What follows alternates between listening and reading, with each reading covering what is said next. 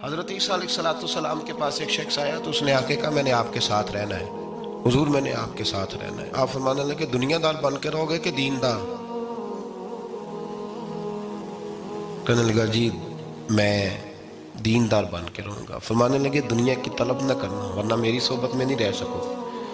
حضرت عیسیٰ علیہ السلام نے شادی نہیں کی، مکان ہی نہیں بنایا، ایک تکیہ، ایک پیالہ، ایک کمبل، جہاں رات ہوتی وہیں سو جاتی۔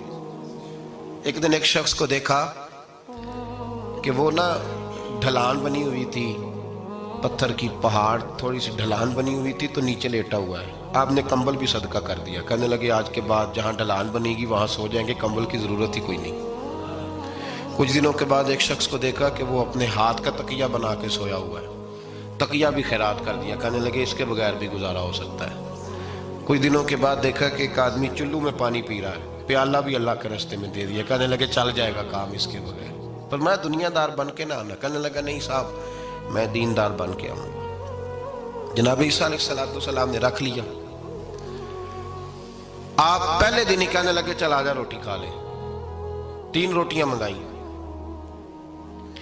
اس کو ساتھ بٹھایا، فرمانے لگے میں تو ایک کھاؤں گا، تو کتنی کھائے گا؟ کہنے لگا جی میں بھی ایک ہی کھاؤں گا۔ ایک روٹی اس نے کھا لی، ایک آپ نے کھا لی، تیسری روٹی چھوڑ کے جناب عیسیٰ علیہ السلام دریا کنارے وضو کرنے چلے گئے۔ واپس آئے تو روٹی کوئی نہیں تھی۔ اللہ کے نبی تھے، جان گئے۔ رب کریم کا بندہ بھی جان جاتا ہے۔ اقبال کہتے ہیں اولیاء کیا ہیں جواسی سلول قلوب، کہتے ہیں رب کے ولی کو ٹٹولا نہ کر، وہ تو دلوں کے حال بھی جانتا ہے۔ انہیں ٹٹولا نہ کر، غبار آلود سمجھ کر حقارت سے نہ دیکھ ان کو، انہی کی ٹھوکروں سے سلطنت بنتی بگڑتی ہے۔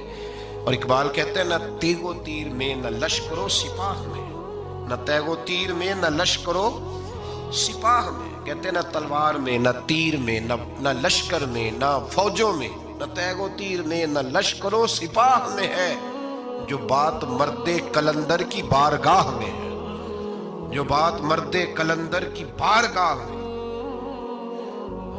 تیسری روٹی کدھر ہے؟ کہنے لگا حضور مجھے نہیں پتا۔ فرمانے لگے تجھے پتا ہے پر تو بتا نہیں رہا۔ کہنے لگا مجھے تیسری روٹی کا پتا۔